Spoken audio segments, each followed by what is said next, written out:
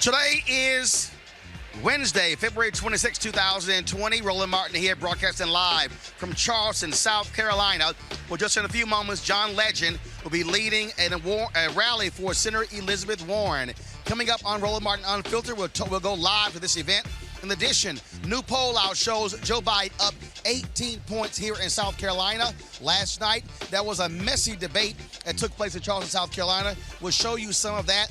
And also, remember Dylann Roof, the white supremacist who killed 9 African Americans at Emmanuel AME right here in Charleston? Well, guess what? He's on a hunger strike. Oh, boo-hoo. It's time to bring the funk on Roland Martin Unfiltered. From South Carolina, let's go. He's got it. Whatever the biz, he's on it.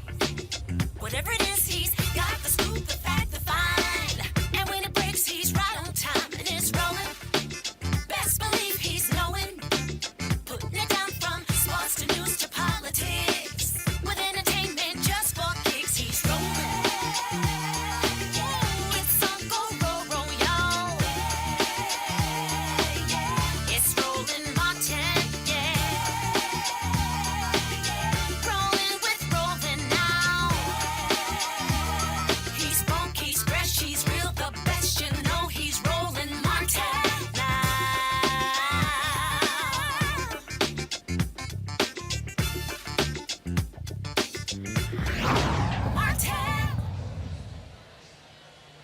Hey, folks, Roland Martin here in Charleston, South Carolina, where we are at this rally that's going to be led by John Legend for Senator Elizabeth Warren. You see, it is a packed house here in the music hall here in Charleston, South Carolina. Folks downstairs, upstairs as well. I was just backstage with John Legend and Senator Elizabeth Warren, chatting with both of them. And so they were earlier today at South Carolina State University in Orangeburg, South Carolina. So that a rally already, this is the second one they're having today. All the candidates are all across South Carolina. A couple of hours ago, Bernie Sanders was in Myrtle Beach for a rally. He also had a huge rally at the Coliseum here in Charleston, South Carolina. Pete Buttigieg, he was down for the day, a little bit ill, but all the candidates, though, spoke this morning at Reverend Al Sharpton's National Action Network Ministers Conference. We live streamed that event. We're going to show some of that for a little bit later. But here's a state of the race in South Carolina. Clemson University dropped their new poll today, the Palmetto State poll, showing that Joe Biden is up 18 points here in South Carolina. A distant second is Tom Steyer with 17 points. Joe Biden with around 38%. Tom Steyer with 17. 4 points behind Tom Steyer is Senator Bernie Sanders. And fourth is Elizabeth Warren at around 10. And then you have Klobuchar as well as Buttigieg. And so Joe Biden desperately needs to win by a big number in South Carolina to revive his campaign. If Joe Biden wins South Carolina, this will be the first state he's ever won in the 3 times he has run for president. But remember, Super Tuesday is just 4 days later. The Biden campaign announced today an ad buy that they're actually taking as well out. They have not been money up on air. In addition to that, though, Michael Bloomberg, according to Nate Silver at 538, he is dropping in the polls. People saw that first debate, did not like what they see. He's not been polling well, and so it's all kind of things are happening in this race. The question is, if Warren comes in fourth, then Buttigieg, and then, of course, Klobuchar, do they drop out? Do they stay until Super Tuesday? Let's go right to it with our panel. Joining us there in Washington, D.C. is A. Scott Bolden, of course, with the National Bar Association Political Action Committee. Also in studio, there is Joseph Williams, of course, who is a senior editor for U.S. News and World Report. Pam Keith, attorney and activist. Joseph, I want to start with you. Again, this state is crucial for Vice President Joe Biden. He's been leading in all the polls. He's been, of course, his numbers are shrinking, though. Tom Steyer has really cut into his black support. Nationally, Bernie Sanders is now tied or in some polls ahead of Joe Biden among African Americans. I dare say if Joe Biden does not win this state by double digits, do not be shocked, Joseph, if people say that he's time for him to drop out. I mean, he's put all his chips on this number, and you saw it last night. He was energized more than he was before. His debate performance has improved because he knows this is it. He does not win South Carolina, or he wins South Carolina by a narrow margin. It is done. So I think that reflects a lot of the performance we saw from him last night, and the rest of the race kind of falls from there. It's not that unexpected for Bernie Sanders to stumble in a state like this, even though he has shored up his African-American support nationwide. Black people are still a little suspicious of him, especially the frequent voters, people in middle age, people older, who tend to go to the polls a lot more frequently than young people do. So his slippage is not that surprising. What the question is, what does he do coming out in Super Tuesday? Does he continue his message and tailoring it towards the broader electorate, or does he try to shore up his black support? I mean, it seems like the answer to me is kind of obvious. Look, Pam, bottom line is this here. Vice President Joe Biden needs a strong number, not only for his own campaign, but he needs for some of these other moderate candidates to drop out. According to a poll released in Texas, that Sanders and Biden are neck and neck in Texas. But according to that poll, Michael Bloomberg is eating into Joe Biden's support. Right. If Michael Bloomberg was not in a race, Joe Biden will be up 7 points in Texas. And so Biden really needs for Klobuchar, for Buttigieg, for Steyer, possibly for even Warren to get out of this race so it can really come down to a race between him, Sanders, and a Bloomberg. I don't know that it helps Joe Biden if Elizabeth drops out. She is a progressive. The majority of her supporters, if they were given an option, would go to Bernie Sanders. I don't know that that necessarily helps him. But for sure, big questions need to be asked of Amy Klobuchar and Pete Buttigieg, especially if they don't increase their appeal to voters of color. And I'm not seeing that happen. I mean, I'm sure I am seeing some sort of efforts on the part of Mayor Buttigieg, but Amy Klobuchar, even last night, still hasn't uttered the word black people. And I don't know that she ever has. Her claim to fame is how much Midwest white people and how much Republicans love her. And that's fine, but that's just not going to get it done in a Democratic primary.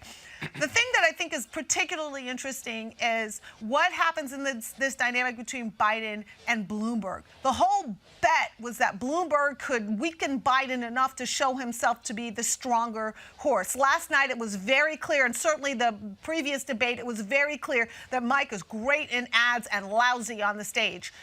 Joe Biden's not great on the stage, but he's better than Mike Bloomberg.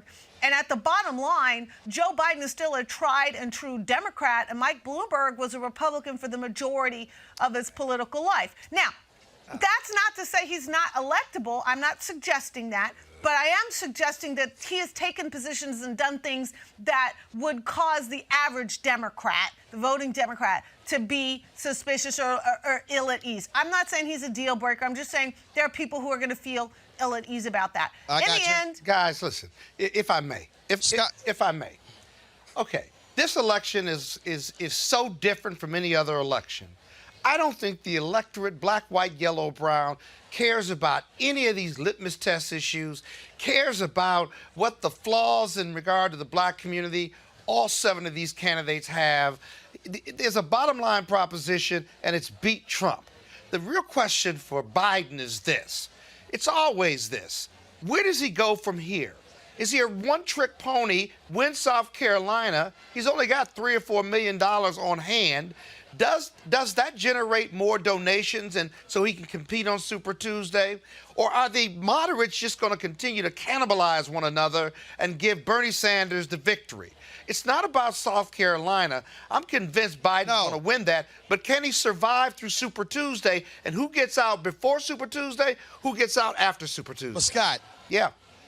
But Scott, first of all, you're wrong on that point about. Oh, I'm right. You just disagree. About beating Trump. I'm right. You just disagree. Scott. You can't get to beat Trump unless you win the nomination. That's true. The reality is, black voters are making determinations in terms of the various issues from these different candidates. They are doing that. Now, you asked the point about Biden and what is happening there. Look, I just told you, Biden is running neck and neck there in Texas. Also, he's running neck and neck in North Carolina. There are 16 states and territories that are actually voting. That's a third of the delegates. One second. And the reality is, okay, Biden is doing very well. The question, though, is, and this is the thing, Joseph, when you break down the numbers, if you look at Michael Bloomberg, his numbers are falling. If Bloomberg does not win several states, doesn't do well on Super Tuesday, Bloomberg potentially could be the one to drop out if it is clear that he is now getting in the way of Joseph Biden. Well, it's looking that way. I mean, he's had 2 back-to-back really bad performances. Warren is eating him alive. She's raising a lot of these issues that are going to raise questions in the minds of voters. And really, what is Bloomberg's message beside the fact that he believes he's the moderate who can beat Trump? What is he going to do? What is his plan? What is he talking about? What is his broader appeal to the electorate other than the fact that he's a moderate and not Donald Trump? He's got very real image problems, not the least of which is he's another plutocrat who's running for the nomination and who, by and large, has bought his way into the race. Right. A lot of people are really not interested in seeing a replay of 2016 only from the left instead of from the right. Right. Well, what are the other candidates doing? They're buying their way in the race. They just don't have $60 billion. So they raise it from their followers and supporters. And you have to- the and you great have to- difference and you- maker and is, you have can to you have- get more votes you than the next have- guy? you It have doesn't to care. have- It's all in order money. to raise money, you have to have support. You Okay. have to have people who believe in your message. You have to have people who are willing to open up a checkbook, stroke a check. Yep. $2, $5, $200, Whatever. $25. Now, Bloomberg strokes his own check, and he's raised up in the polls. He may be dropping in the polls. But what is this whole thing of buying your way into an election is just nonsense. It really is. Voting is the bottom line, and that's the denominator. It really isn't. Listen, So, I mean, You're right. You can't win with money, but you can win with votes. how many? Hold on, how folks. many presidential? I need all of you to listen. Stop talking. Stop talking. I need you to listen. We can have this back and forth about money, but here's the deal. That's not what voters here are saying. The point is simply this. If you break down this race, you have not seen this number of candidates in the race since 1992 when Bill Clinton was in the race, okay? In 2016, you only had 2. In 2008, you only had 2. And so you do have folks who are in various lanes. Senator Bernie Sanders has the strongest organization, and we know 28, 29, 30% how that is faring. What is really about to happen is, again, what happens on Saturday, Super Tuesday follows. The real thing, what's going to happen on March 4th, when people step back and assess and say, now, where do we go from here? Now, again, it's going to be some tough questions for Buttigieg, for Klobuchar, as well as for Warren as to what they do. I say the wild card, even though he's already spent $500 million, if Mike Bloomberg shows significant weakness on Tuesday, Super Tuesday, because he's not on the ballot here in South Carolina, I wouldn't be surprised if his folks say, well, all the money he's spent, you're actually going to make it easier for Sanders to win the nomination if you stay in. Again, Joe Biden, even though he's been broke really for the last 2 months, he is still polling in first in several states. But he needs That's money the to real go forward. issue here. What are you going to do about the lack of money going forward? Scott, this is very simple, Scott. If Joe Biden wins South Carolina, and then all of a sudden he wins Texas, and he wins North Carolina, and several others, you know what's going to happen? Ask Pam. She's run for office. Money is going to come in. And so the bottom line is this here. Joe Biden has the potential, if he wins several states, to show that he actually has resilience and strength. Then folks are going to say, hey, wait, what's going on here? We got to bet on the guy who won. And so that's what you got to look at here. Sure, you capitalize potential with a capital P. Pam, 1 second. Pam, go ahead. I want people to understand that out there you have different classes of donors. You have donors who give based on their passions, and then you have donors that give based on their desire for future access, right? Those are the ones who stroke the bigger checks, right? Because they feel, but they're going to bet on the horse that they think is going to win because they want proximity to that horse when they do win. It's about political access. And so the people who are holding off on Joe Biden just in case Bloomberg is the stronger horse or Buttigieg is a stronger horse, once they see that Joe is really beginning to pull ahead and it's a better bet to get with him, they're going to stroke those checks to Joe Biden. They want to be with the winning horse, and they're not ideological like that. So that's a different type of donor. But I honestly agree that that kind of donor can write you big checks and lots of checks or bundle checks, but they can still only show up with one vote at the poll. And what Bernie has going for him is passionate people who will actually show up and work and knock doors and do the work on the ground. And that is his advantage. He also has a dispersed fundraising model, which means that his donors never max out because they're given $5, $10 a month. So they never max out. He can constantly count on that money coming in, and it's never going to run out. My only point with Joe Biden, and you all expanded it to Super Tuesday, I'm talking about, I don't think the checkbooks from those donors you just described are going to open up to big donations simply because he did what he was supposed to do. He was always supposed to win South Carolina. The key for him, like everyone else, and I agree with Roland, is that what is he going to do on Super Tuesday? And he's going to need money to cover Super Tuesday, and I don't think that money flows before, it flows afterwards if he turns out to win several states. But Scott, you're actually wrong. The Biden campaign I'm actually just right. today You disagree with me. Say Scott, it that way. You disagree. Scott, you're wrong.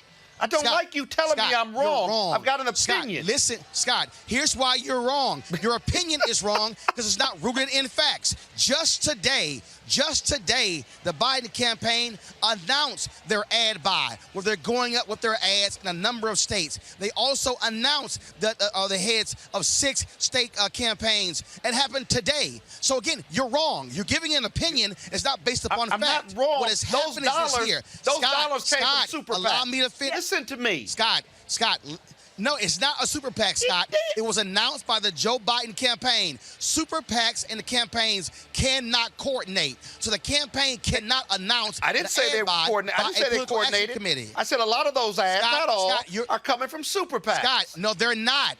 Scott, they're not. Listen. The Biden campaign announced the new buy. The bottom line is this about here. the campaign buys the bottom line, one second. The bottom line is this here. The bottom line is this here. The Biden campaign came in second in Nevada. What is happening is the donors are realizing, okay, if he does well last couple of debates, and I said this 2 weeks ago, what was going to happen? Biden somehow comes in second in Nevada, wins South Carolina. Folks can take a deep breath. He's not in trouble there. Then Super Tuesday, only 4 days later. The real issue is what's going to happen come March 4th. Last night, a lot of folks not happy. A lot of people not happy last night with the debate on CBS in terms of losing out of control. Here is some of what took place in last night's debate here in Charleston, South Carolina. Vice President Biden, I want to bring us to another topic. We're in South Carolina. It's the first primary with a significant black voting population. Your numbers appear to be slipping with black voters. And I'm wondering if you could respond about why that is happening to you at this particular time. Well, first of all, the latest poll I saw, my numbers, I'm still 15 points ahead. The latest poll. Yes, you're correct. Well, look. But Senator Sanders is in striking distance of you. You are within the margin of error in this state. Well, it depends on which poll. Look, I've earned the vote. I've worked like the devil to earn the vote of the African-American community, not just here, but across the country. I've been coming here for years and years, creating jobs here, making sure that the port, for example, that employs 1 in 11 people, we put $500 million in our administration just into this county. We've created jobs for people. The people know me. My entire career has been wrapped up in dealing with civil rights and civil liberties. I don't expect anything. I plan to earn the vote. I'm here to ask. I'm here to earn it. But folks, I intend to win South Carolina, and I will win the African-American vote here in South Carolina. Every single policy area in the United States has a gigantic subtext of race. Yes. We're talking about education. We're talking about criminal justice. We're talking about housing. We're talking about loans. I started a bank to basically correct the injustice in the financial services industry. Basically to make loans to black-owned, Latino-owned, and women-owned businesses. We've supported over 8,000 affordable housing units. But more than that, I believe I'm the only person on this stage who believes in reparations for slavery. Something happened. We should have a formal commission on race to retell the story of the last 400 plus years in America of African Americans. of systematic legal injustice, discrimination, and cruelty, but also of 400 plus years of contribution in terms of building the United States of America and leading the United States of America from a moral standpoint. Mayor to mayor, you've certainly had your issues with the black community as well. Do you think the New York City's implementation of stop and frisk was racist? Yes, in effect it was, because it was about profiling people based on their race. And the mayor even said that they disproportionately stopped white people too often and minorities too little. And I'm not here to score points. I come at this with a great deal of humility because we have had a lot of issues, especially when it comes to racial justice and policing in my own community. And I come to this with some humility because I'm conscious of the fact that there's 7 white people on this stage talking about racial justice. None of us have the experience, the lived experience of, for example, walking down the street or in a mall and feeling eyes on us, regarding us as dangerous without knowing the first thing about us just because of the color of our skin. None of us have the experience that black women have had that drives that maternal mortality gap that we are all rightly horrified by, of going into a doctor and being less likely to have your description of being in pain believed because of your race. Since we don't have the experience, the next best thing we can do is actually listen to those who do. We let it get out of control, and when I realized that, I cut it back by 95%.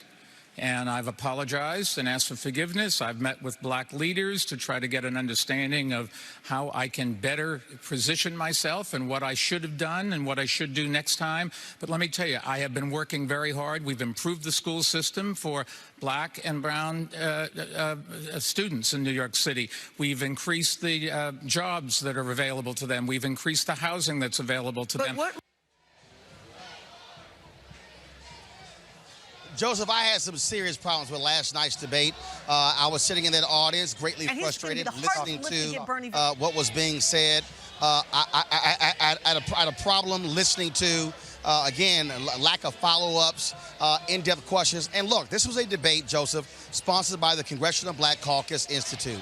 And frankly, African Americans were not centered in this debate. And I keep saying every 4 years to the CBC, you got to make it clear you want black folks to be centered in this debate. And here you had discussions about North Korea, China, Syria, you had Russia. And I'm sorry, Africa has 7 out of 10 fastest growing economies in the world, no mention whatsoever. Trump banning Nigerians from coming in, no mention. Calling African nations shithole nations. And so, for me, it was a waste of 2 hours, Joseph.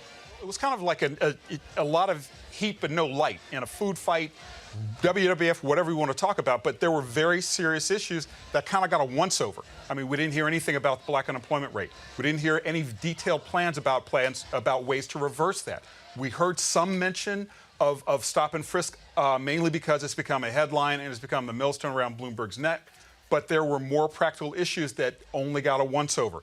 And if that, and I think that if this is the one shot, the one opportunity where after we pandered to Iowa for a long time, we go to New Hampshire for a long time, 2 very homogenous states, you don't hear a lot about issues that are important to African Americans, but you have this one, it sort of reminds me of like Black History Month or Black History Day, where it's this one shot out of the year where you guys get all this attention, then we're going to move on. And because it was so superficial, it was incredibly frustrating. Yeah. It was also very frustrating to not have the moderator, Gayle King of all people, pin people down and say, listen, what is your plan for Black America? Where we get it, we understand you're trying to get an advantage, and the next day's headline, but let's have some real talk. You've got an audience here that wants to hear this, and this is supposed to be the one debate where black issues matter. We didn't get very much of that. But are you really that surprised? I mean, you had 7 white candidates. Pam, here's what's interesting. One second. Here was interesting. Here you had Michael Bloomberg with his Tulsa initiative. You have Pete Buttigieg with his Frederick Douglass plan. Today, Tom Steyer released his 27-page report or his 27-page agenda for Black America. I had an interview with him. We're going to air the interview on Friday's special edition of the show.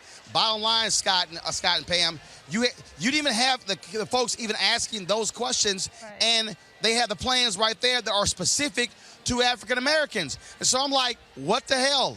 Well, I think the answer to your question is that CBS had an agenda that was very different than the CBC or certainly the viewers. CBS's agenda was gotcha questions that put the candidates on the defensive because that's what they think generates ratings. Fights generates ratings. Ooh, somebody drop kicked so-and-so, and that's what they were interested in.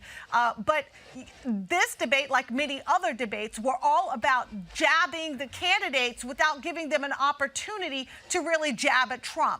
I mean, you could have asked any number of questions about judges, about the Constitution, about the insertion into the rule of law, about what he's doing internationally, about coronavirus. They didn't want to talk about anything that would allow our candidates to go on the offensive. They wanted them on constantly the defensive. And more importantly, and I think Scott was making this point as well, which is, and you were, Roland, quite frankly, doing an excellent job of making the point that there are so many things that uniquely or disproportionately affect the African-American community, and CBS could have made those things central to the debate. Anywhere from infant mortality and maternal mortality, education, historically black colleges and universities, the number of small businesses that are cut out of the government contracting process and so on. There are so many places that they could have allowed the candidates to shine, but that was not their goal. Their goal was not to allow candidates to shine. Their goal was to put them on the defensive and have them attack each other. But Pam, I'm not convinced. In fact, Scott, hold on one second. Hold on.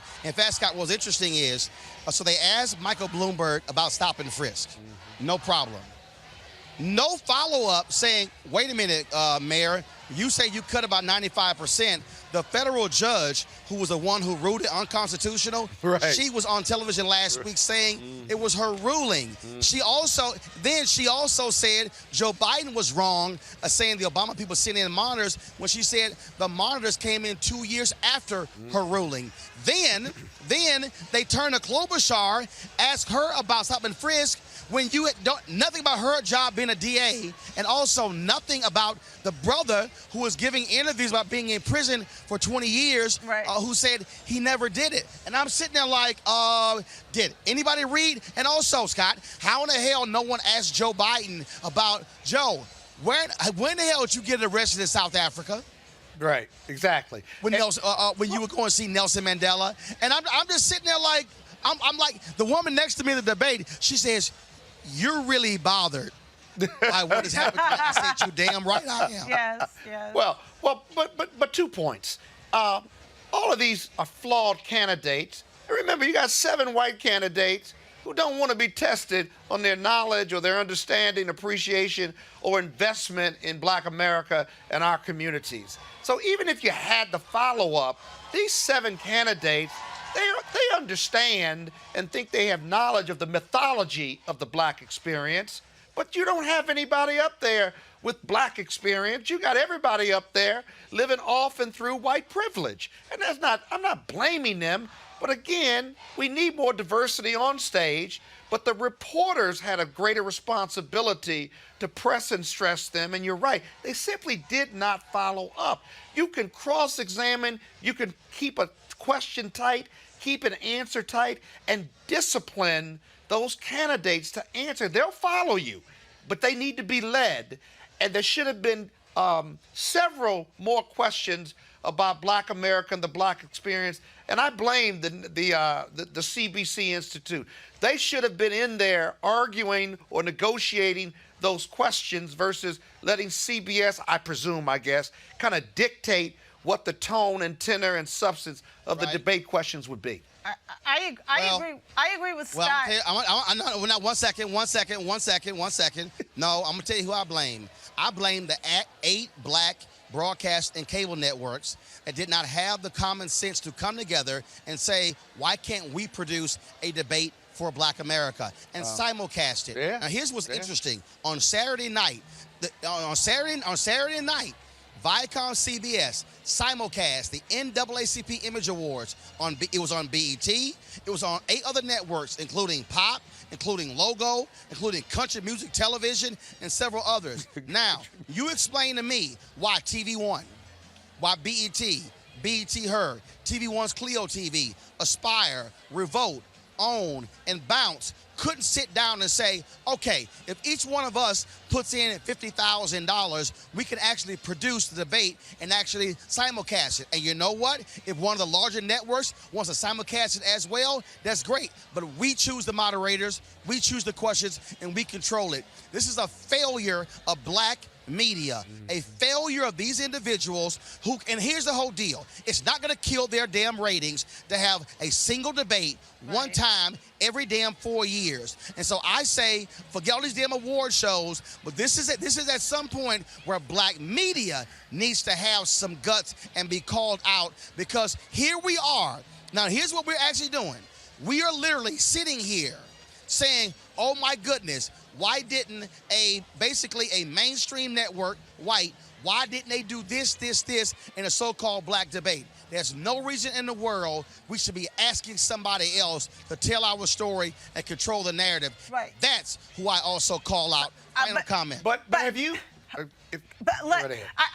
want to put 3 quick points in here, Roland, because I think you make an excellent point. First of all, let us. Okay, hold on. You ain't got time. You ain't got time for 3 points. Okay. You ain't got time for 3 points. Quick. And you condense it to 2. Quick. The sickness with our media outlets is the same sickness with our fraternities and sororities. It's the same sickness with our churches. The fear of being political, especially because of where their financing comes from. Number 2, I want to make the point that we are bad to each other. Let's be honest about it. The questions that Kamala Harris got for being a cop, for being a prosecutor, right, doing her job, and the kind of hate she got from within her own community, and then turn around those same people giving Mike Bloomberg a total pass on that, it's mind-blowing. That's something that we should consider. And one thing I do want to do. But Roland said you couldn't make 3 points. Well, now, I got something to say. And I'm gonna give a shout out to.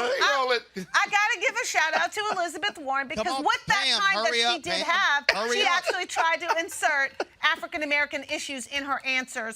She actually offensively and aggressively did that. She did. But Roland, I got one quick point. That is this. You're talking about after the fact. As vocal as you've been on this issue, I hope you said something about these networks and what it should be before the debate, not after the debate. Not just after the debate. Scott, you obviously ain't watched this show. I'm a member of the fan club. Half a dozen times about time. But I've done this, and you only remember the fan club for 1 week. Let me remind you. So I've done this very commentary half a dozen times in the last 6 months. But did you have direct conversations with those networks? Did you have direct? I'm not talking about your broadcast. Direct conversations with those networks about these issues. I think you could do that better. Those networks won't even, a single network won't even have a conversation. Too, isn't it? I mean, it's up that to is CBC. That is CBC's job too. Their gig. Right, I said that. You know, they have to step up. I mean, if they have to step up. If it's a failure of imagination, it's a failure of their imagination as well. Black broadcasting will be led. Black broadcasting will succumb to pressure. Black broadcasting will listen to the CBC if you get those heads in a room. They are not going to come up with it by themselves, obviously, because news apparently does not sell to Black American video watchers. But if the CBC puts pressure on them, I think it can happen. Yeah, but they have to stand up. Roland has tons of stories of when he was with CNN or when they did this thing in 2016, a debate, and he was part of the one of the questioners or something like. He can tell you stories. You have to stand up. It wasn't debate. It was a town hall. Okay, town hall. You have to stand up. You have to have someone like Roland Martin there, or some of our strong journalists, whoever they may be, to stand up and tell the network, we're not doing that. We're going to go do this, or we're going to ask these questions. And when they push back, just do it. Just go do it. But the problem is, who is that person, right? Yeah. I mean, if you go to all these networks, We are marginalized. We are not in the C-suites. We're not in the editorial decision-making process. Yeah. We're reporters. We're editors occasionally. Maybe even now and again we might have a manager. We do not have people at that level that can command that kind of a presence to make that request. Therefore, the And get the CBC response. And get the response. That's right. Therefore, the CBC has the clout to go up in there. And Joseph, you're absolutely right, because I can tell you right now, look, when we did that town hall with CNN, they were going to run the hell over us if it wasn't for me. Yeah. I'm telling you right now, they relegated us. They were going to have me off to the side. Brad Siegel was the president. When he came to me and said we were doing this debate, this town hall with CNN, I said, Brad, they gonna screw us. I said, when that debate opens, I better be center stage, whoever's on CNN side. Oh, no, we'll be fine. I said, yo, we gonna get screwed. We went through rehearsals. They were gonna have me off the side. I told them, hell no. When that debate opens, it's gonna be Jake Tapper and me center stage, or we gonna have a problem. And they had to go fix that. During the actual town hall, they had Jake tossing to break, coming back from break. I was texting them live during the show saying this is some bullshit. I know how to actually toss as well, and so it looks like he was controlling the debate. Brad Siegel and Jeff Zucker were in the truck like, well, Jake gonna do this, Roland gonna do this. And then when we were doing the rehearsals, I'm telling you, this actually happened. At the end, they said, okay, well, at the end of the debate, Jake is going to introduce some documentary they were doing. I said, well, hell, since y'all going to do that, I'm going to mention that I'm broadcasting live from the Ohio State Student Union. They said, oh, we don't do that. We don't promote other networks. You don't do what? I said, well, let me tell you something. My audience, now listen, I'm telling you. I said, my audience don't give a damn about y'all documentary. I said, let me tell you what y'all going to do. Y'all going to figure this shit out. I said, so y'all going to get together and y'all going to figure out. But I'm telling you what's going to happen. He going to introduce that documentary, and I'm going to say I'm broadcasting. And trust me, the CNN people were pissed off with me. But the deal is, I told them, this is how this is going down. Y'all ain't disrespecting a black network, and y'all figure, well, since we CNN, you know, and the problem is, you know, they even screwed us in their on-air promotion. In the press release, they told us we could not, we were going to put in a TV One press release, we said we were going to ask black issues. They said, take it out of the press release. We said, hell no, we ain't taking it out. So the only reason all that went down is because the intentional fortitude said, hell no, I'm taking a stand, and I told them it's going to be a problem. Right. If when that debate opened, I'm not standing center stage. And the deal is, for everybody watching, that wasn't about my ego. That was about fighting for black presence and black media. And guess what? If the network execs at TV One wasn't going to back me up, I ain't give a damn. I was going to do it anyway. But to Joseph's point, you ain't got a whole bunch of folks, even in black media, who roll the way I roll. And that's the difference. And so that's the bottom line. I'm telling you right now. Okay? Because here's the deal. Do y'all have it queued up? Do y'all have it queued up from the prayer breakfast today? So here's what happened. Y'all get it queued up. So Amy Klobuchar, Senator Amy Klobuchar, who's been ignoring black media on this whole presidential election, we've been trying to get her on for a month. She just hasn't been available, Roland. No, Scott, whatever. So, lying. She spoke this morning at Sharpton's National Action Network breakfast. I sent him a text and said, don't let her come up in here and nobody challenge her on not talking to black media. But when she got done, this is what Sharpton said. Let me say this. Senator, you see that gentleman, that's Roland Martin. Your folks need to get with him. Y'all need to talk to the black press. You know, I don't talk out both sides of my mouth. What I say on radio, I say in public. I say I was going to tell you and Pete and all y'all, talk to the black. There's Roland right there. So y'all get that together. Did I do my assignment, sir? All right. Thank you. And I am proud that we have put forward the most comprehensive vision of any campaign to achieve that. Beginning with the understanding that you cannot just wipe away a racist policy and replace it with a neutral one and expect that to deliver equality. Come on. And of course, I went backstage. And I told Senator Klobuchar, your National Communications Director, Tim Hogan, has not been returning our phone calls and emails. And trust me, her whole staff their eyes were wide open. And then I said, y'all cancel the Color Change podcast. You ain't respond to Angela Rye. You ain't respond to Darren Sands at BuzzFeed. All these black journalists. And so I let them be known. But the whole point is, you got to have black journalists in black media who's willing to stand up and fight folks and demand respect. Right. That's what it boils down to. Right. Oh, agreed. Right. No, Roland, I agree. And Rev gave you not only a shout out, but gave the campaign a directive, which you need that. You need, how many civil rights leaders would have done that? Right. And so it makes a difference. You know, if you're in this position, Roland, if you're in your position, if Reverend Al Sharpton is in his position, you're there for a reason. And whatever your industry is, you've got to stand up. I'm not talking about being offensive or argumentative or even disrespectful. Stand up for who you are, for your community, and for black people, and just tell it the way it is. That's the only way we're going to defeat or get some response. Now, you didn't mention what Amy Klobuchar said or whether her senior people said something, but I hope what she said is that they're going to get together and they're going to start doing more black media. I hope. That's exactly what they said.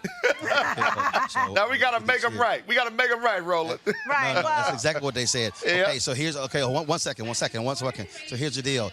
There's an introduction going on right now. So let's do this here. We're going to play for you right now the interview that I did last night after the debate with Senator Elizabeth Warren. So guys, go ahead and play that right now. It's good to see you. Absolutely. You've gotten a little aggressive in the last two debates. Now, I'm just calling the truth out. That's it.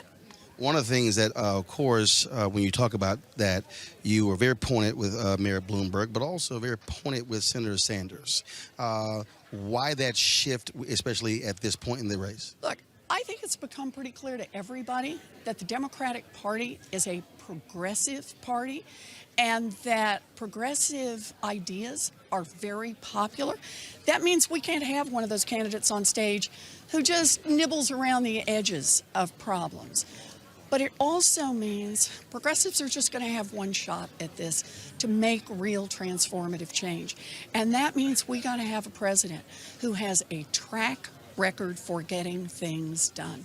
And I got that. You've also been very clear when it comes to issues related to African Americans, speaking to them more so than anyone else in these debates. But how do you move that needle for them to support you, not just in South Carolina, but especially those Super Tuesday states? Yeah, you know, it's mostly getting out and talking to folks. But it's also about making clear, you know, everybody on that stage will kind of say the same stuff, make the same promises that have been made year after year after year. For me, I think it's time for a real shift.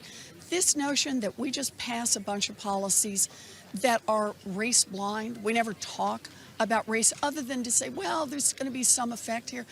I think we actually have to move to race consciousness. So, for example, I have a housing plan to build 3 million new housing units across this country. We got to do that.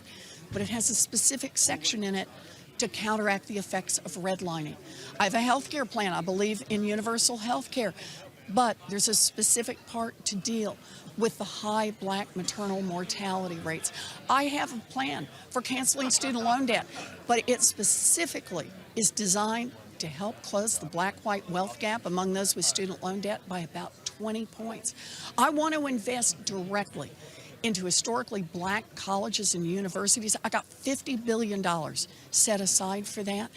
Those are the kinds of things we've got to do. We've got to do it partly because morally it's the right thing to do, but we also got to do it because having opportunity means real opportunity. Not just saying after decades and decades and decades of redlining, well, okay, now you guys can buy houses. No, it's saying it had a real effect. It created a black-white wealth gap. That was our government that did that. Our government needs to make it right. Last question. Some Democrats say Senator Sanders is too far left. Can you become the alternative, being a strong progressive, but the alternative to Senator Sanders being the nominee? How do you make that case? Look, I am a progressive. I have good, rock-solid values. I know what I'm in this fight for, but I also have a history of getting it done. So, for example, as you know, both Senator Sanders and I both wanted to rein in Wall Street after the crash in 2008. I was the one who got out, did the hard work, fought the banks, fought Wall Street, built the coalition. Fought Joe Biden. Fought Joe Biden, built the coalition, and got it done. And President Obama asked me to come to Washington, spend a year to set up that agency for him.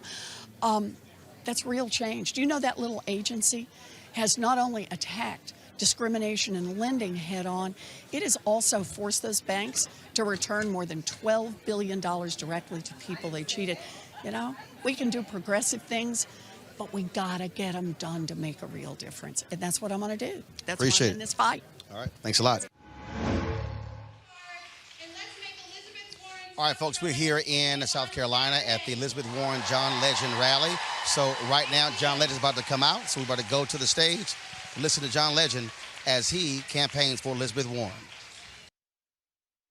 Support Roland Martin Unfiltered. Be sure to join our Bring the Funk fan club. Every dollar that you give to us supports our daily digital show. There's only one daily digital show out here that keeps it black and keep it real as Roland Martin Unfiltered. Support the Roland Martin Unfiltered daily digital show by going to RolandMartinUnfiltered.com. Our goal is to get 20,000 of our fans contributing $50 each for the whole year. You can make this possible. RolandMartinUnfiltered.com.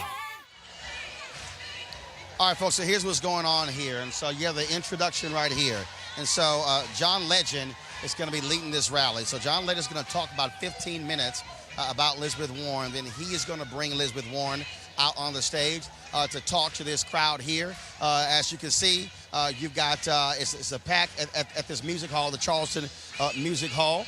And so we're upstairs here. You'll see all the folks who are here. Then, of course, you got a full folks who are downstairs as well here tonight. As I said, this is the second rally that John Legend has held in South Carolina today for Senator Elizabeth Warren. The first one was at South Carolina State University in Orangeburg. That took place this morning, and so now they are back in Charleston. As I said, candidates, the 7 Democratic candidates are all over South Carolina. Mike Bloomberg is not on the ballot here, but Mike Bloomberg is still campaigning with the events in South Carolina. Of course, he's on the ballot in the Super Tuesday states, and so that is what is happening. John Legend is here. I was backstage actually before the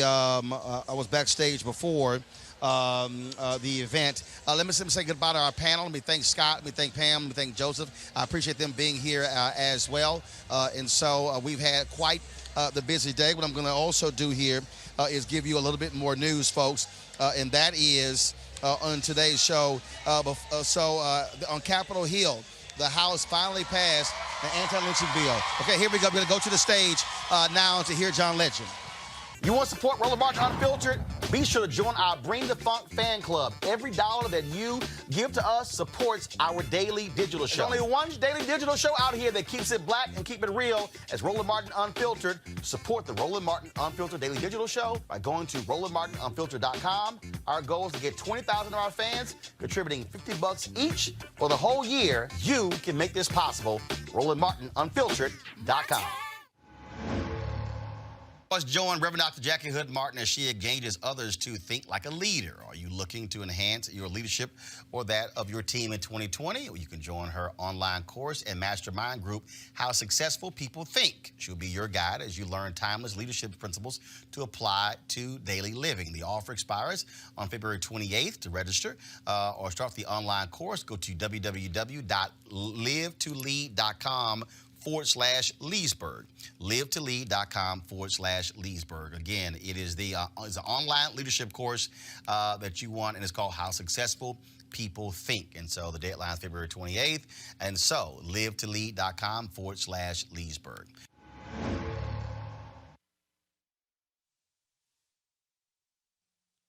My grandmother was a fighter. My mother was a fighter. And my sister was a fighter. And together they raised me to be the man I am today.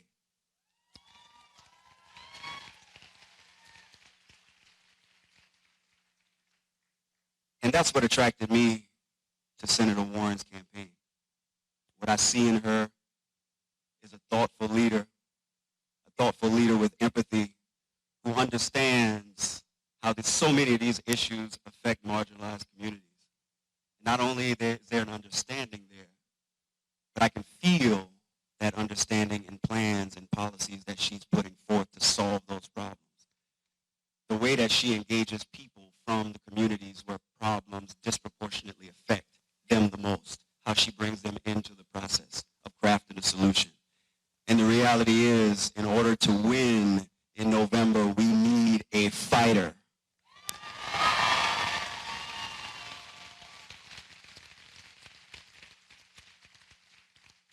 So again, I'll tell you why I'm here. I'm here because my sister was a poet, my mother was a social worker, and my grandmother was an educator. And that's why I ended up becoming a hip-hop artist who uses poetry to reflect the social issues of my time, and I do my best to make sure that that work educates as many people as it can when they listen to it. They raised a fighter. They raised a fighter who, instead of listening when people told me that hip-hop and this type of music wasn't allowed in so many different places, we kept pushing until it was this very venue right here that I recorded my most recent album, the Water album. And the fight goes on. The fight must continue. We have to keep fighting. I come in a long line of artists who have always fought and artists who have never been afraid to use their platform and leverage their platform to bring about social change. Paul Robeson, Sam Cooke, Nina Simone, James Baldwin. And there's another artist who I stand in a long line of, an artist that I've been a fan of for years and years. An artist who's not afraid to use his platform to bring about social change. An artist that's not afraid to stand up for justice. Ladies and gentlemen, without further ado, I want to introduce to you a phenomenal songwriter, singer, musician, activist, and one of my inspirations. I want y'all to give a real Charleston welcome to John Legend.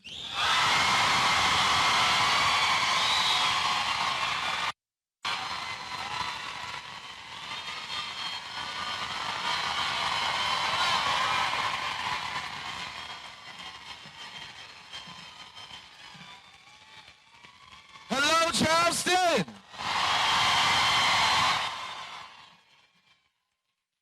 I am so fired up to be here. I love this city. I love being in South Carolina. I bring you greetings from the great state of California. My wife, Chrissy, says hello. Everywhere I go, they ask me, where's Chrissy? Where's Chrissy? I know I'm the second most popular person in my family. Actually, probably fourth now. I'm happy to report that Chrissy and I have received our ballots back home in Los Angeles. The ballots are due next week. So I have to send them in tomorrow. But I'm proud to say I've already marked my choice for the presidential nominee from the Democratic Party. I put it in pen early because I made my decision and I'm not changing my mind. I believe Elizabeth Warren should be the next.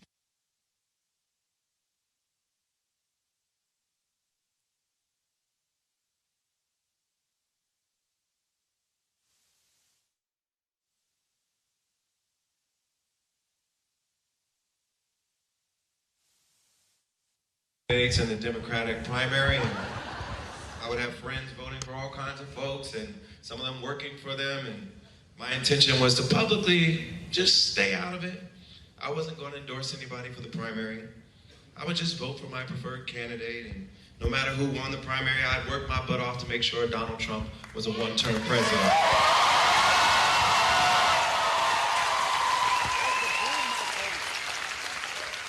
I'm a news junkie, though. I started watching the campaigns. I had an open mind. I wanted to see who made the most compelling case. I really didn't know who I was going to vote for. I wanted to see who convinced me that they were ready to be the president that this country needs right now.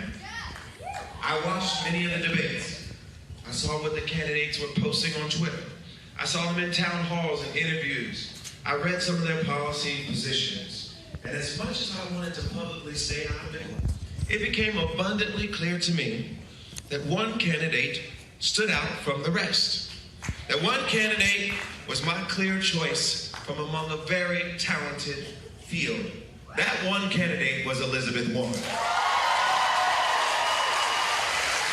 Let me tell you why I'm so confident in Elizabeth Warren. First of all, she's brilliant. Can we acknowledge that? Now, I know the bar is very low right now. We currently have a president who embarrasses this great nation on a daily basis with his incompetence, his lack of preparedness, his unabashed ignorance, and his lack of curiosity. He's a hot mess. Bless his heart, as y'all would say down there. Wouldn't it be so refreshing to have a woman of Senator Warren's brilliance replacing him? Wouldn't it be wonderful to have a woman who came from humble beginnings, worked her way through college and law school, and ascended her way to become a Harvard Law School professor, a U.S. Senator, then President of the United States of America? Wouldn't that be magnificent? But it's not enough that she's brilliant. And in democracy, we don't simply rely on our leaders to tell us what they know, to issue commands from high up in their ivory tower. We depend on our leaders to listen to us. Yes. The best leaders in a democracy are more than just smart people. They have empathy. They care about ordinary people. They are intentional about paying attention to the everyday struggles of people who are often looked. Great leaders in a democracy care about the sick, the forgotten, the marginalized, the poor, the disenfranchised, the incarcerated. They go out of their way to understand the problems that people face, and they have the passion and the resolve to do something about it. How do I know Elizabeth Warren practices empathy? I hear it in the way she answers questions about policy, about what she would do in office. She doesn't just rattle off her prescriptions. You have to listen closely. More than any candidate that I've ever seen, Elizabeth answers about policy start with a story about people. A mother she's met who's struggling to get child care. The families she sees driven to bankruptcy by medical care costs. The communities harmed by racial discrimination. She understands that this diverse nation has all kinds of people, and they deserve a president who listens to their issues and cares about making the government work for all of them. She doesn't spend time whining and dining billionaires so she can fund her campaign. She spends her time talking to the people. If you donate $5 to her campaign, she just might personally call you up and say thank you. If you wait in line with thousands of other people to shake her hand and take a selfie, she often will stand there and do it for each and every person who shows up and waits long enough. Now, why does she do all of that? It's because Elizabeth Warren fundamentally believes that our democracy is in danger, that the government has become too corrupt, too beholden to the interests of the powerful and the connected. And the reason she ran for president was to give this democracy back to its rightful owners. Its rightful owners are the people of the United States of America. That's why she takes the time to listen to each and every one of you. She knows democracy is you. And that's why she's got plans. yes, y'all know. She's got a plan for that. If you know nothing else about Elizabeth Warren, you know that she has plans that will bring meaningful, positive change to the lives of everyday Americans. You see, she combines her brilliance, her deep understanding of the law and the government, how it all works, with a profound passion for the people, a sense of empathy that informs every plan, every policy. And that's why whenever she says she intends to do something, you can rest assured she's doing it for a reason. She's listened to people like you. She's thought about the impact. She's spoken to experts in the field, and she's resolved to do something to make it happen. Yes. Elizabeth knows that our communities need big structural change. That the system has been rigged for too long against too many people. And she has a plan for all of that. Elizabeth grew up on the edge of the middle class. Unlike any other candidates, her personal, professional, and political experience has been devoted to the most critical issue of our time, the pursuit of equal opportunity for all in the United States.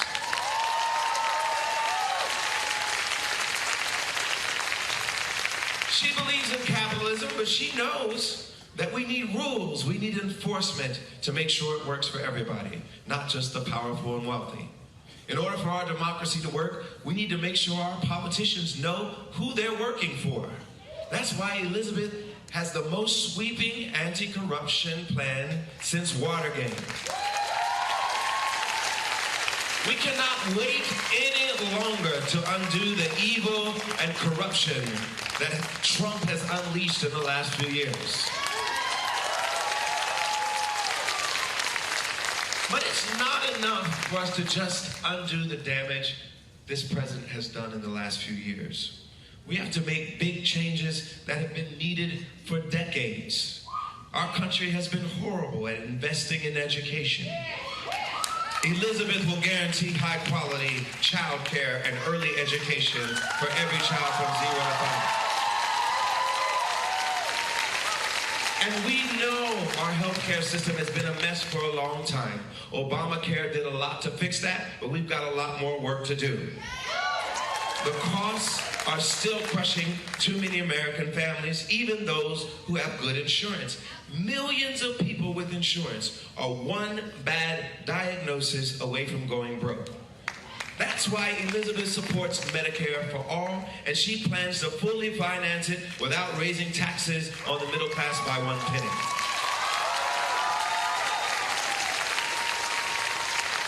We also know that racial inequality still runs rampant in our society. We know that this nation's original sin of slavery and its centuries-long devaluing of black lives have had long-lasting effects on the way that black folks live today in 2020.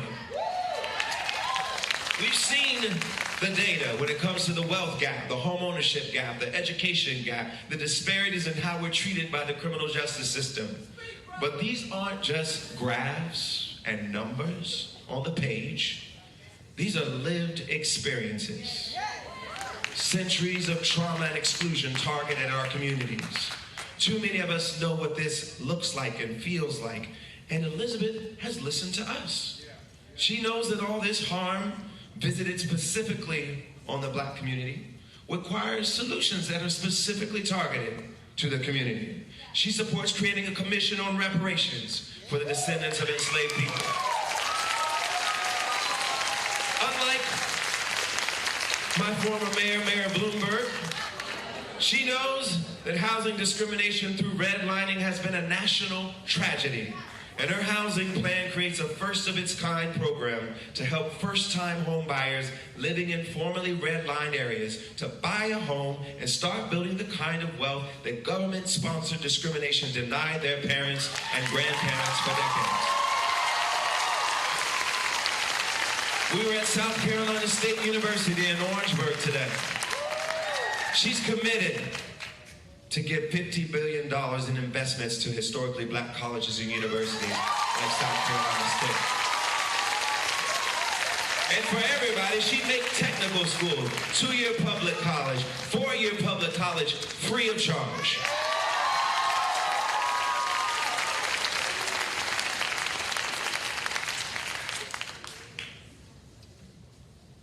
And she also knows that racism has been codified in our criminal justice system.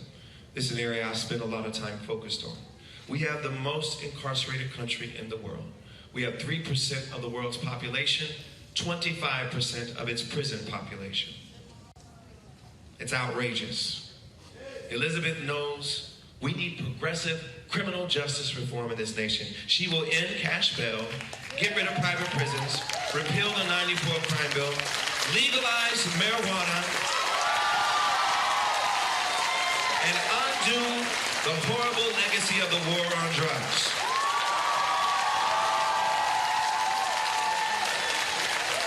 I could go on about Elizabeth's plans for a while. She also has wonderful plans when it comes to the climate crisis, when it comes to immigration, when it comes to protecting women's reproductive rights.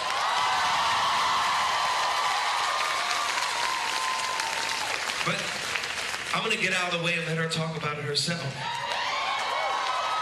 Let me just say, before I do, that none of these plans mean anything if you don't have the wherewithal, the passion, the tenacity, that nevertheless she persisted attitude to get them done. And that is perhaps what inspires me the most about Elizabeth Warren. She's not afraid of the fight. She's not afraid to take on the challenge. She has a plan to win.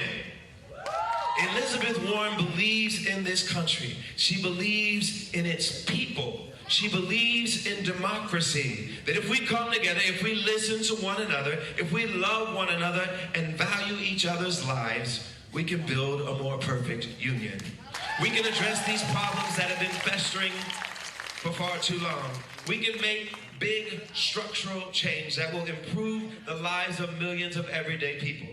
But none of this happens, Charleston, without you. Elizabeth Warren needs you. This country needs you. Now, like I said, I vote in California. I was born and raised in Ohio. I've never lived in South Carolina. But I flew all the way across the country just to do this today. Because everybody's watching South Carolina. They want to see what happens in this primary. You have the power to send a message that will resound across the nation.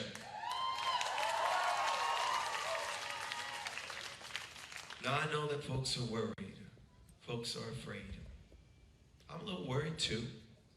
I know that Donald Trump is an existential threat to this nation, and everybody's hoping and praying we pick the most electable candidate from the Democratic Party. But the fact is, I can't predict who the most electable nominee is. In 2016, we thought we did that. And you probably can't predict who's going to win either. So I'm voting based on who I think will make the best president.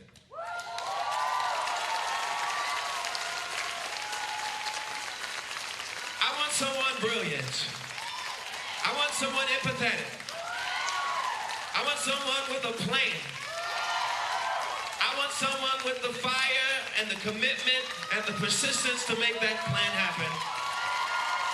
And I hope you'll join me. I hope you'll vote to make Elizabeth Warren the next president of the United States. Without further ado, please welcome Elizabeth Warren.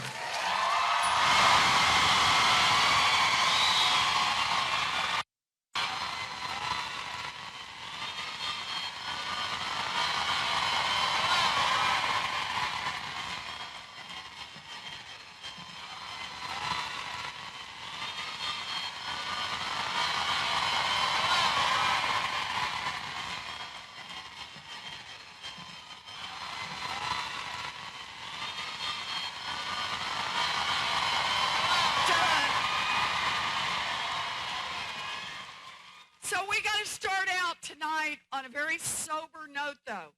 Word is just coming in that there's been another mass shooting, this time in Milwaukee. My prayers are with the families.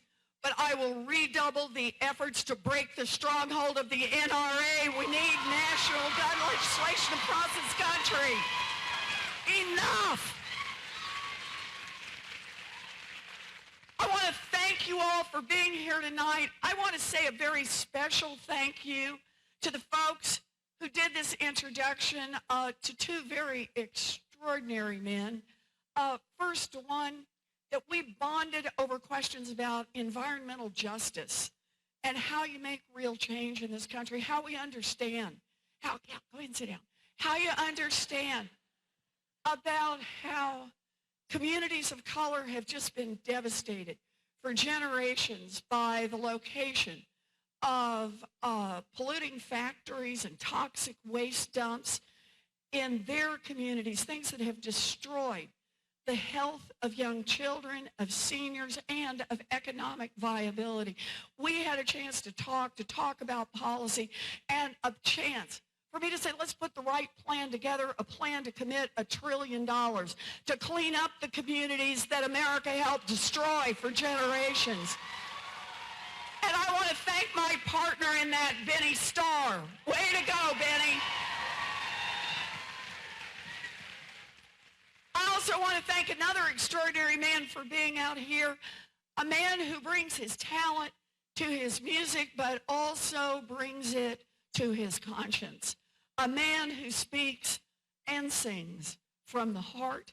A man who is determined to make this America a better America, the amazing John Legend.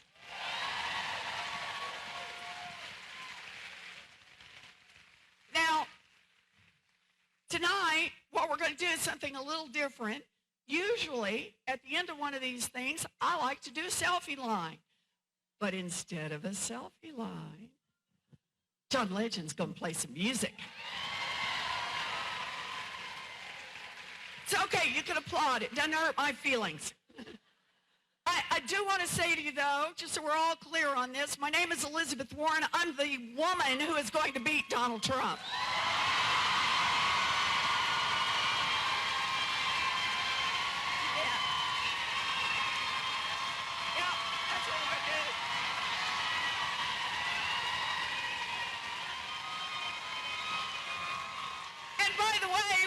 Job.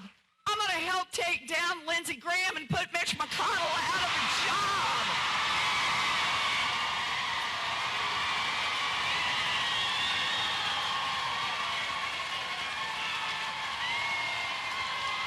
Yes.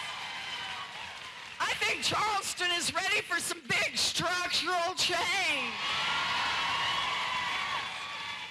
So here's the thing. I wasn't born a politician, but I was born a fighter. I'll tell you a little bit about my background. I was born and raised in Oklahoma. I have 3 older brothers, much older brothers. They all went off and joined the military. Our family didn't have much. We were kind of a paycheck to paycheck family making it through. And when I was in middle school, my daddy had a heart attack. He survived, pulled through. But when he got home, he couldn't go back to work. And so there was a long, long period. There's no money coming in. I still remember the day that we lost the family station wagon. I remember how my mother, at night, she'd come into my bedroom and she'd give me a kiss and pull my blankets up. And I always knew I was coming. She'd give me this big smile. And then she'd walk out of the room, close the door, and I'd hear her start to cry. She never wanted to cry in front of me. I'm in middle school. This is when I learned words like mortgage and foreclosure. And I remember the day, walking into my folks' bedroom, and laid out on the bed was the dress. Now, some of you in this audience will know the dress. It's the one that only comes out for weddings, funerals, and graduations. And there's my mother down by the foot of the bed. She's in her slip and her stocking feet, and she's got her head down, and she's pacing, and she's saying, "We will not lose this house. We will not lose this house. We will not lose this house." She was 50 years old. She had never worked outside the home, and she was terrified. And she stopped and looked up, and she saw me in the doorway. I'm just a kid. And I'm looking at her. She looks at me, and she looks at that dress, and she looks back at me, never says anything. She walks over, she pulls that dress on, she puts on her high heels, and she walks to the Sears, where she gets a full-time minimum wage job answering phones. That minimum wage job saved her house, and more importantly, it saved her family. And it was the first lesson my mother taught me, that no matter how scared you are, and no matter how hard it looks, you get in the fight and you take care of the people you love.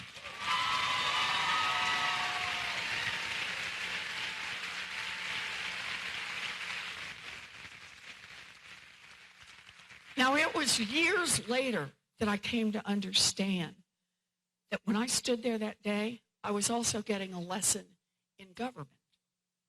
Because when I was a girl, when my mama walked to the Sears, a full-time minimum wage job would support a family of 3.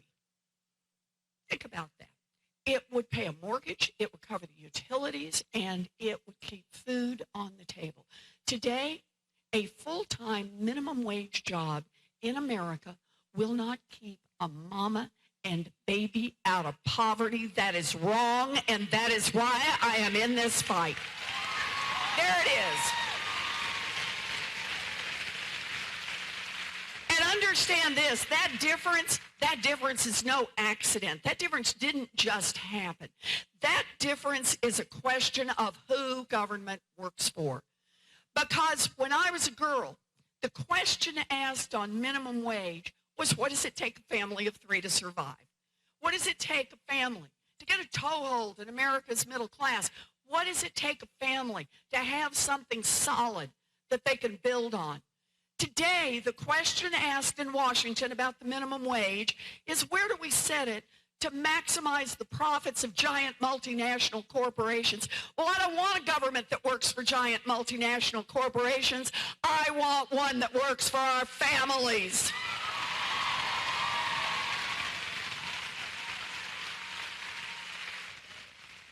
And there is the heart of the problem in America. A government that works great for those with money. Think of it this way. We've got a government that works great for giant drug companies, just not for anybody trying to get a prescription filled. Yeah, we got a government that works great for folks who want to make a little money. Oh, investing in private prisons and private detention centers, but not for the human beings whose lives are torn apart by those places. We've got a government that works great for giant oil companies that want to drill everywhere, just not for the rest of us who see climate change bearing down upon us. Here's the thing. When you see a government that works great for those with money, for those who can hire armies of lobbyists and lawyers and PR firms and think tanks and bought and paid for experts, and it's not working so great for everyone else, that is corruption pure and simple, and we need to call it out for what it is. Corruption. And understand this, whatever issue gets you up in the morning, whether your issue is gun safety or health care or student loan debt or climate, whatever is your issue, if there is a decision to be made in Washington, it has been influenced by money. It has been shaped by money. It has had exceptions created by money. Money, money, money is driving the decisions in Washington. Well, I say it is time for us to get off our back foot, get on our front foot, and attack that corruption head on. And I got a plan for that.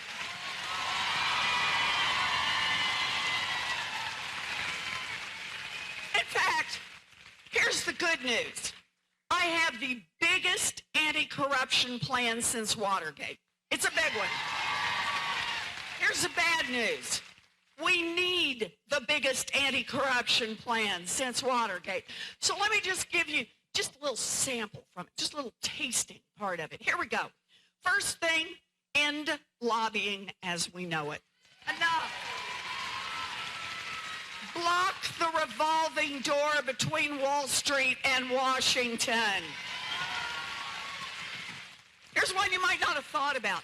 Make the United States Supreme Court follow basic rules of ethics. And you really want to hose out a little of the corruption in Washington? Make every single person who runs for federal office put their tax returns online.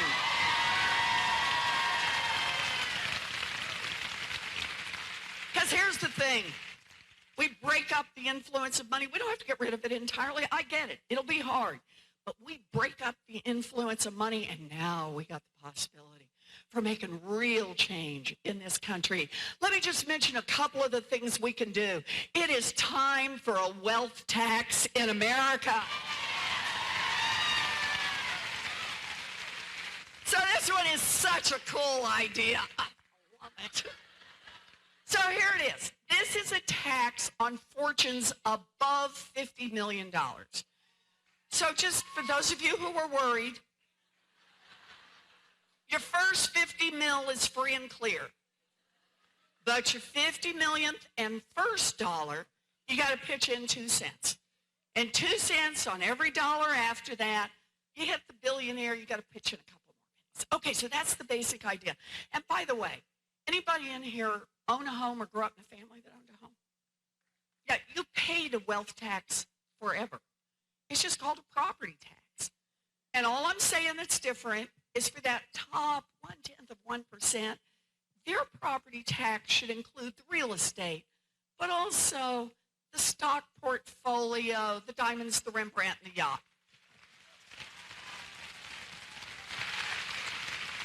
Now, this idea is really popular. I just want you to know this among Democrats and among Republicans. Not elected ones, but the other kind, right? It is not popular with some billionaires. Some have gone on TV and cried about it. So sad. Others have run for president.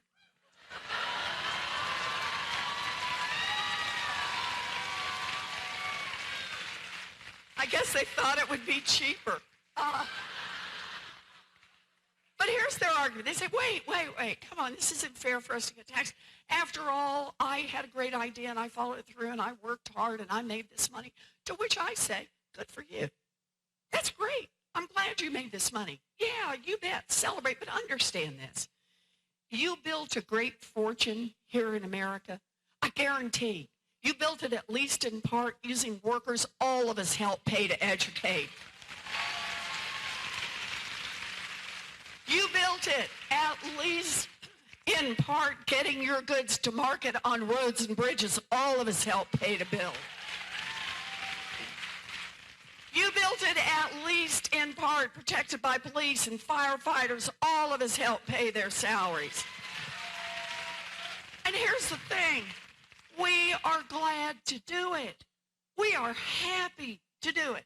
We want to do it. We invest in opportunity. All we're saying is when you make it big, I mean really big, I mean top 1/10 of 1% big. Pitch in 2 cents so everybody else gets a chance to make it. 2 cents. 2 cents. Oh, 2 cents. Because here comes the fun part. What can you do for 2 cents? Wow. So I'll tell you where I'm going to start this. Universal child care and early education for every baby in this country age 0 to 5. Universal pre-K for every 3-year-old and 4-year-old in America. And stop exploiting the people, largely women, largely black and brown women who do this work. Raise the wages of every child care worker and preschool teacher in this country. We can do that. 2 cents. 2 cents. We can do that for our babies and more. We can put $800 billion new dollars into our public schools. Every school in South Carolina can be an excellent school. We can quadruple our funding for Title I schools. Let's really level the playing field.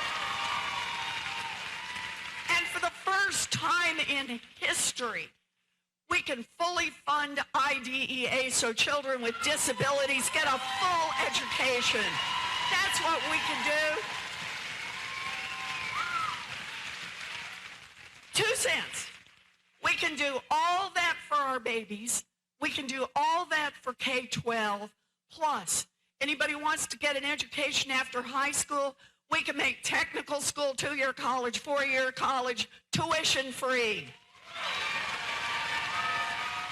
We can raise the Pell Grants so there's real opportunity. And we can level the playing field and correct a lot of historic discrimination, put $50 billion into our historically black colleges and universities. 2 cents. 2 cents. And there's one more thing we can do with that money. 2 cents. We can cancel student loan debt for 43 million Americans.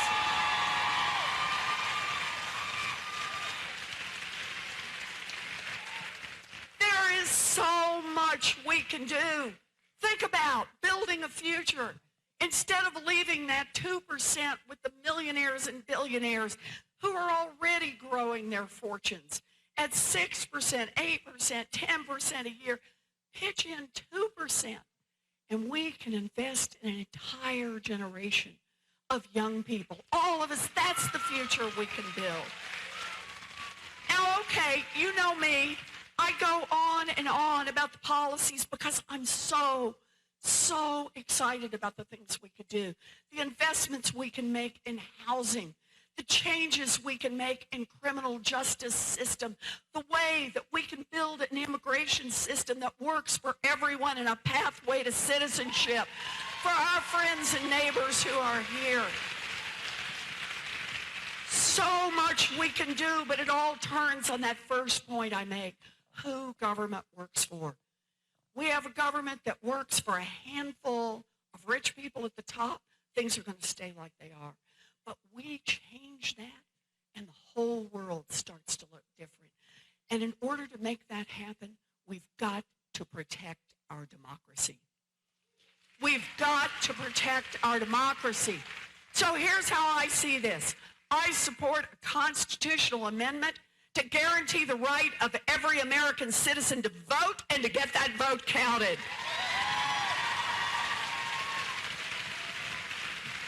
I'm going to push for a federal law to roll back all political gerrymandering.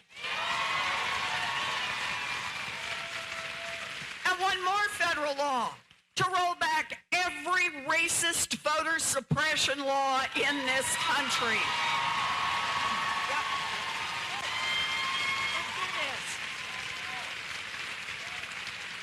And just one more. Overturn Citizens United. Democracy is not for sale.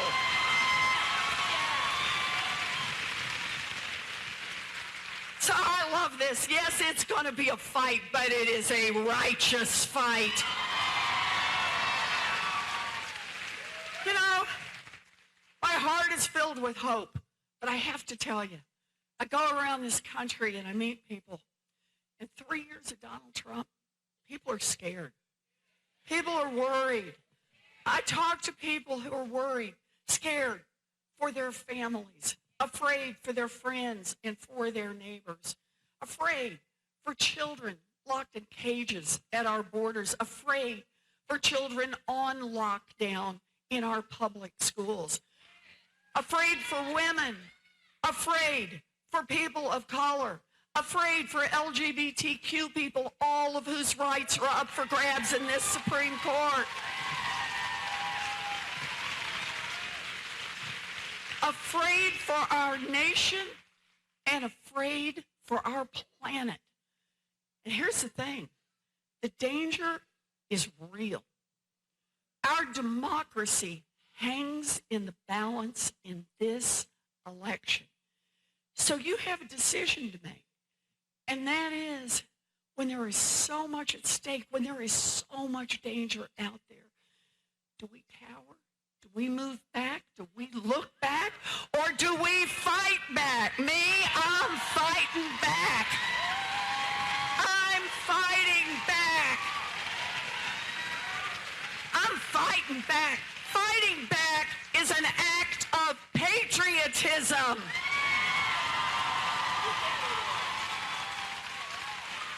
Look, we fought back to build this nation. We fought back against a king to do it. We fought back against the scourge of slavery to hold this union together. We fought back against a Great Depression to rebuild this economy. We fought back against the rise of fascism to protect our democracy. Americans are at our best. When we see a problem, we call it out and we fight back.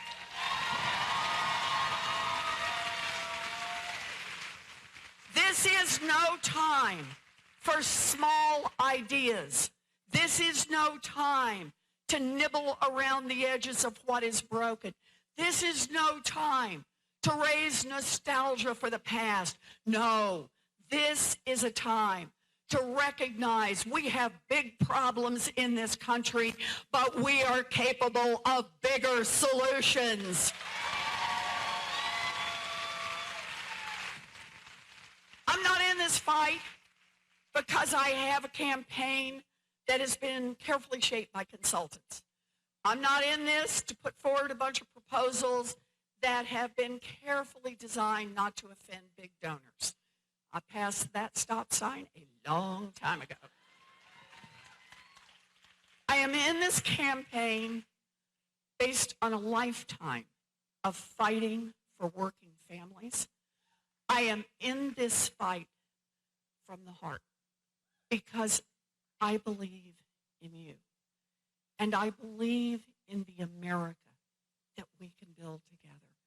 I believe in the America in which every single person has value. The America in which every single child is worth investing in. The America where in our democracy, the most important thing is not money, it is people. That is the America I believe in. I can see that America. I can see it. And if you believe that that America is possible, if you believe that America is worth fighting for, then I'm asking you, get in this fight. Get in this fight. Vote for me. And more. Volunteer. Talk to your neighbors. But get in the fight, because understand this. 2020 is the moment in history that we have been called to. 2020 is our moment, and it will not come our way again. 2020 is our time to choose hope over fear. 2020 is our time to choose courage over cynicism. 2020 is our time to dream big, fight hard, and win.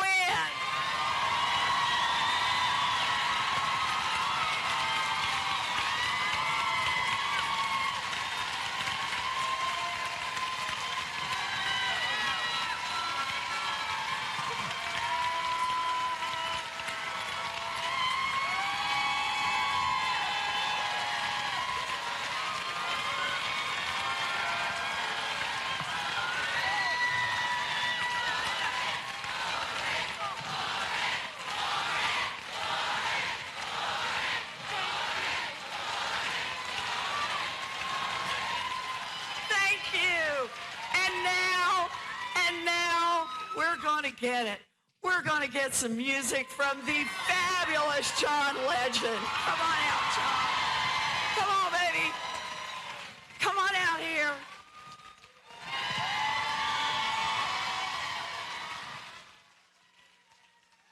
I love it.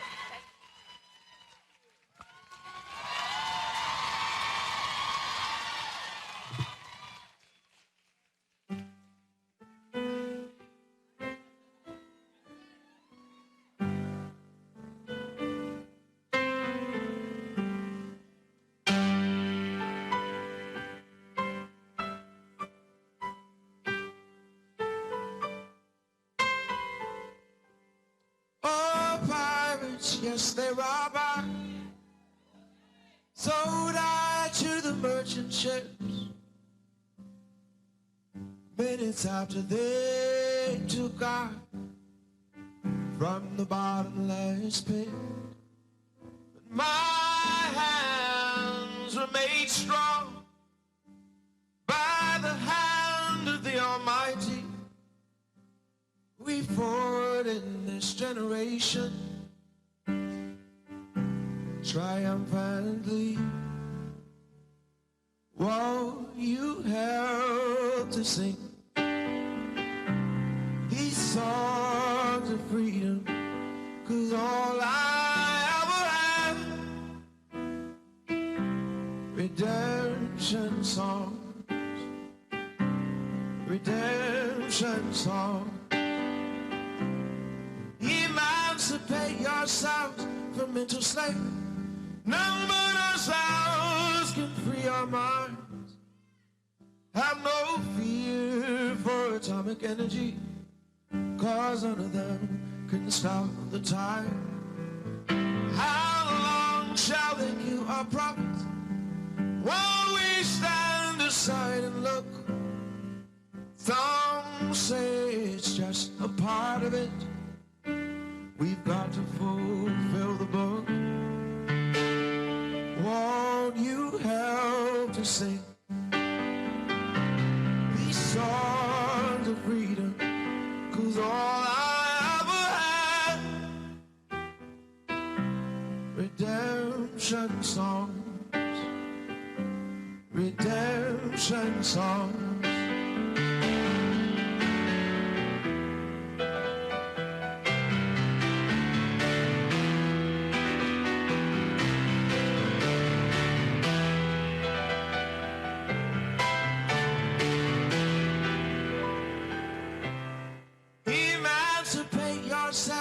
From mental slavery, none but ourselves can free our minds. Have no fear for atomic energy, 'cause none of them can stop the tide. How long shall they kill our prophets while we stand aside and look? Some say it's just a part of it. We've got to fulfill the book. Won't you help to sing these songs of freedom? 'Cause all I ever had, redemption songs, redemption songs.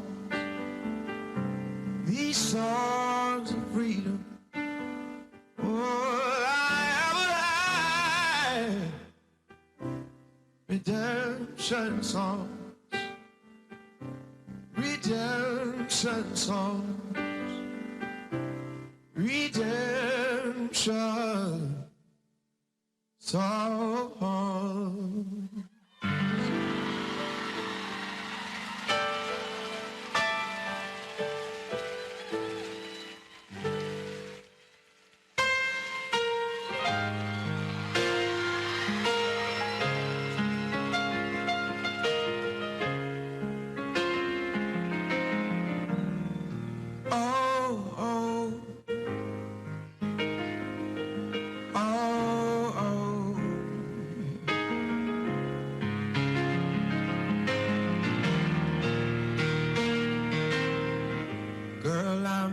With you, this ain't the honeymoon.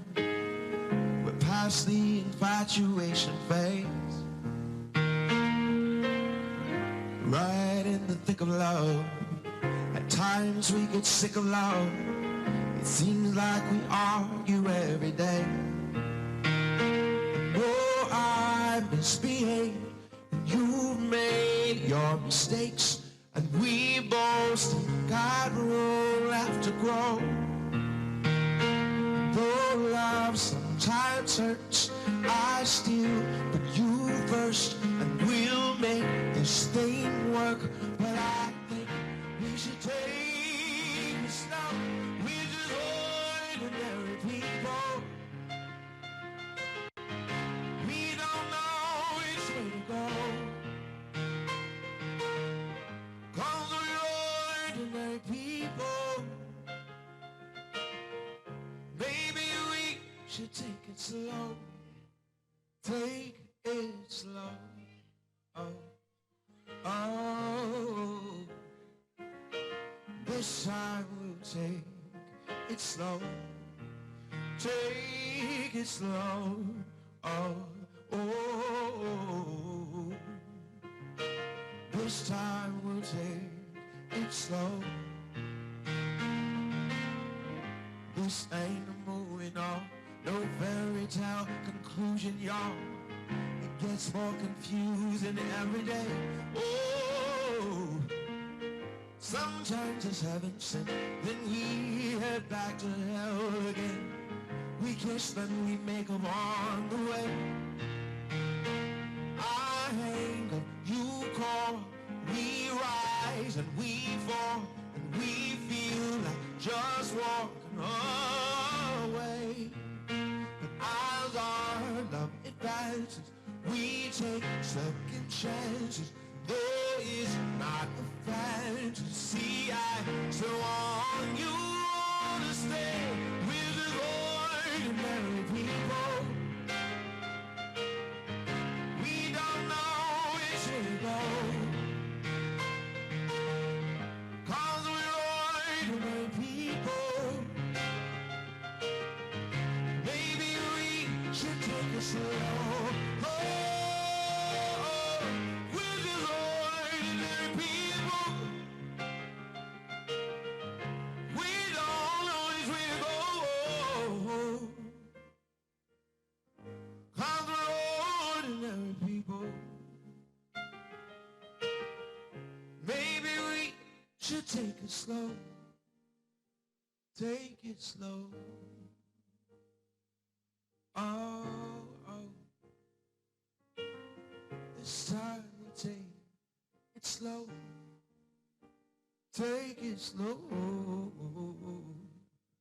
Oh, oh. This time we'll take it slow. Take it slow. Slow. This time we'll take it slow. Take it slow. Baby, we'll take it slow.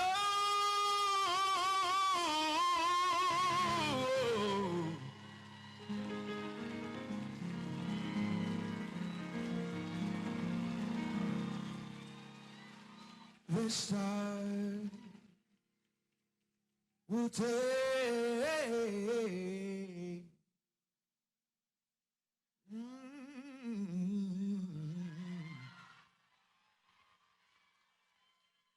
we'll take we'll take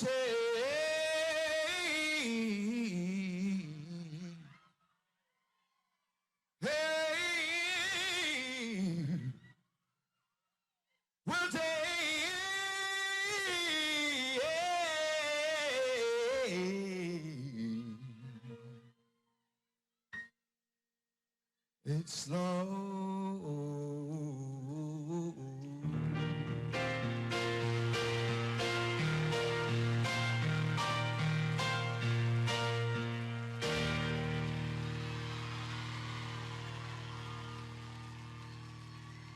Thank you. You want to check out Roland Martin Unfiltered? YouTube.com/Roland S. Martin. And subscribe to our YouTube channel. There's only one daily digital show out here that keeps it black and keep it real. It's Roland Martin Unfiltered. See that name right there? Roland Martin Unfiltered. Like, share, and subscribe to our YouTube channel. That's YouTube.com/Roland S. Martin. And don't forget to turn on your notifications so when we go live, you'll know it. You want to support Roland Martin Unfiltered? Be sure to join our Bring the Funk fan club. Every dollar that you give to us supports our daily digital show. There's only one daily digital show out here that keeps it black and keep it real as Roland Martin Unfiltered. Support the Roland Martin Unfiltered daily digital show by going to RolandMartinUnfiltered.com. Our goal is to get 20,000 of our fans contributing $50 each for the whole year. You can make this possible. RolandMartinUnfiltered.com. This is Diala Riddle, and you're watching Roland Martin Unfiltered. Stay woke. This is Director X, the director of Superfly on the red carpet, or the black carpet, and you're watching Roland Martin Unfiltered. Yo, what up, y'all? This is Jay Ellis, and you're watching Roland Martin Unfiltered. Hi, I'm Chaley Rose, and you're watching Roland Martin Unfiltered. I'm Lex Scott Davis, and you are watching Roland Martin Unfiltered. Hey, what's up, y'all? It's your boy Jacob Lattimore, and you're now watching Roland Martin right now.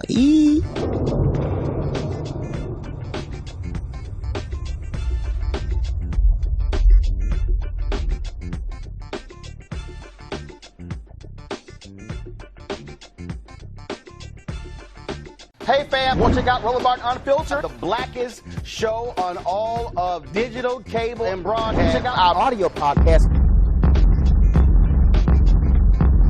There's only one daily digital show out here that keeps it black and keep it real. It's Roland Martin Unfiltered. Press play.